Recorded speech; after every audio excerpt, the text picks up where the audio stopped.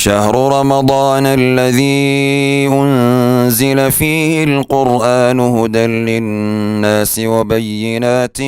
من الهدى والفرقان فمن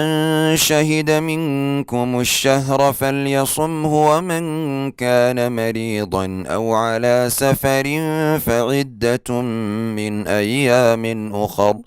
يريد الله بكم اليسر ولا يريد بكم العسر ولتكملوا العدة ولتكبروا الله على ما هداكم ولعلكم تشكرون. اللهم انفعنا بما علمتنا وعلمنا علما ينفعنا وزدنا علما. أما بعد، ثمرات تلاوة القرآن الكريم في رمضان وغيره midhaha laga goosanayo qur-aanka kariimka ah oo la akhriyo siiba bisha ramadaan ilaa 11 faa'iido oo qofku uu ka helayo qur-aanka kariimka ah oo uu akhriyo la noolaado ayaynu tirin insha Allah. faa'iidada ugu horeysa waxa weeye madaxa rasuulullaahi sallallahu alayhi wa sallam qaari al-qur'aan wa wasafahu bi annahu mithlu al-utrujah. wuu ammaanay nebigu qofka qur-aanka kariimka la noole akhriyaya waxaanu ku tilmaamay inuu la mid yahay utrujada. utrujadu waa geed waa midho macaan udgoonna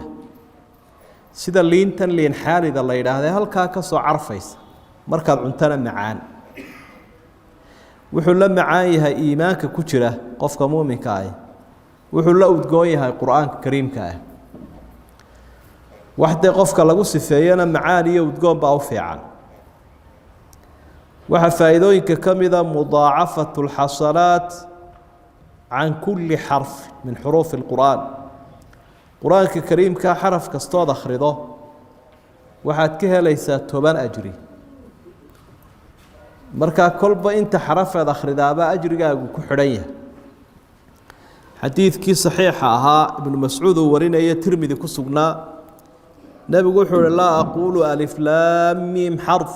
ولكن ألف حرف ولام حرف وميم حرف. صد حرف بككوبي يرجع ألف لامين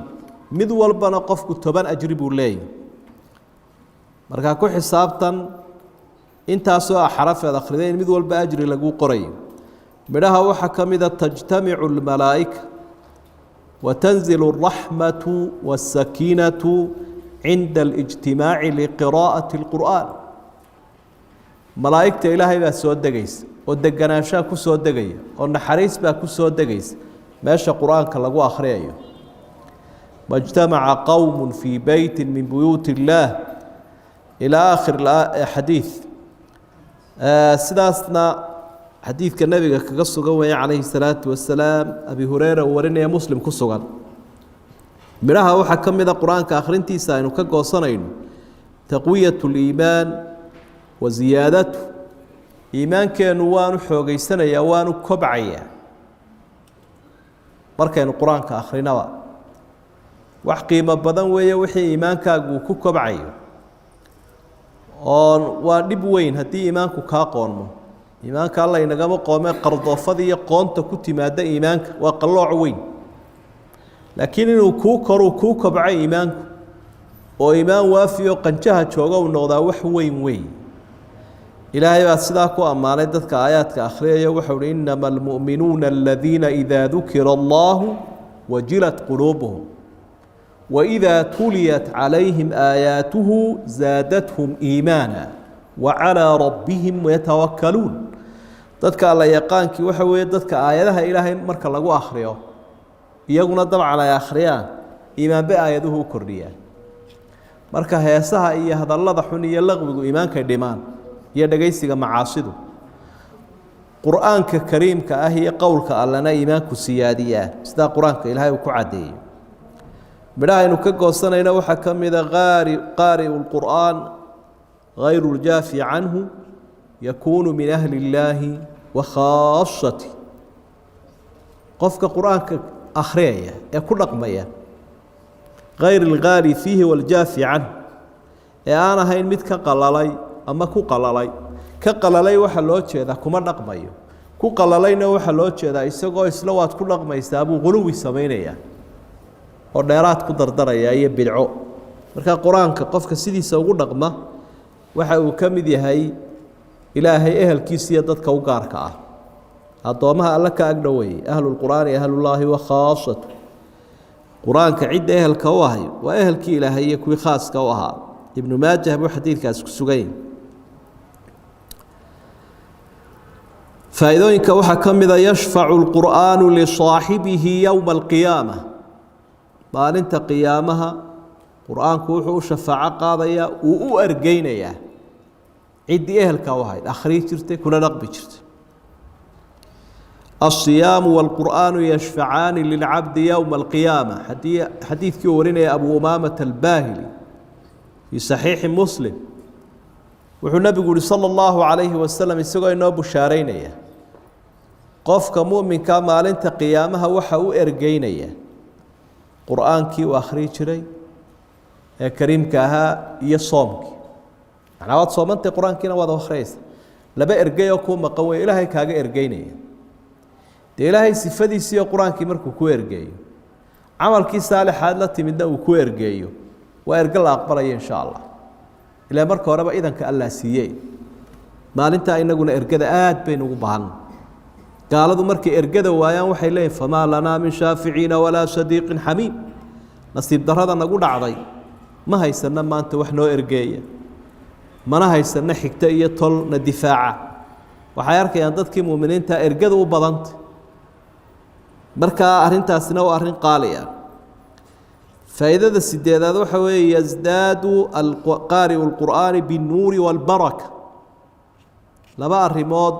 oo quraanku xambaarsan yahay oo ah barako iyo nuur labadaaba qofka quraanka ka agdhow akhriyaya waa ka helaya oo ka sahay qaadanaya waazalna ilaykum nuuran mubiina ilaahay baa wuxuu waxaan idinku soo dajinay dad yahow iftiin cad iftiin muuqanayo quraan kariimka qalbigu iftiimiya dhaqanku iftiimiya qiyaamuhu iftiimiya ummaduhu markay bilaa quraan yihiin la zaaru fi dhulumaat gudcur bay ku jiraan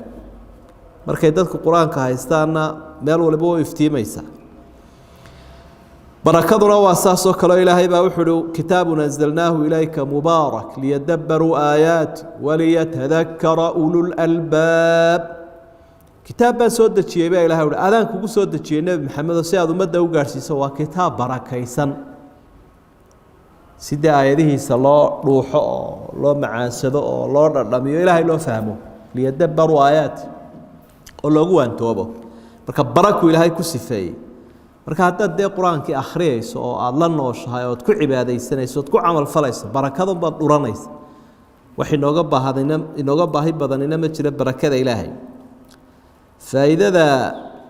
sagaalaad ee qiraa'ada quraanka aynu rabadaanta akhriyayno ka helayno waxa ka mid ah qiraa'atu alqur'aani tuthabbitu alquluub wa tushfi suduur inaad quraanka akhriyaysaa waxay keenaysaa quluubta degta qalbiguna wuu caafimaadaa dadkan adduunyadana qalbiga in badan oo kamid ah ka xanuunsanaya qalbi barar baa ku dhacay dad badan oo arkayso waxa la yiraahdaa istarastiga iyo u qaadan waaga noloshiyo ka hor timaada qofka waa qalbi barar marka saaxididadii wadnuu xidheen ul xarbiday gelgelin jireenna de ma garanayaan oo qalbi iimaan la'aan iyo gaalnimo ay awday xididadiisa maxay macnaa u hayaan gaaladii waxba uma hayaan marka qalbi bararka noocaas ah dadka ku dhaca quraanka daweeya qul nazalahu ruuhul qudus min rabbika bil haqq liyuthabbita alladhina aamanu wa hudan wa bushra lil muslimin ilaahay baa wuxuu dadka waxaad ku tiraa nabi maxamed oo waxa soo dajiyay quraanka oo ilaahay ka keenay ruuhul qudus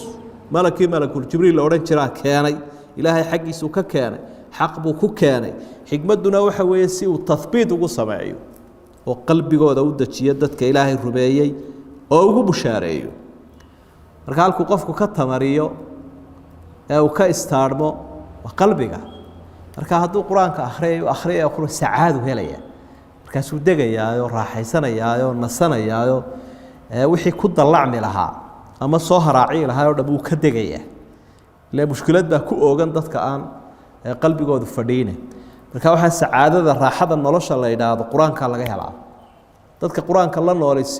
markay tijaabiyeen nasashada iyo farxadaas ay dareemayaan u seexanaya qofku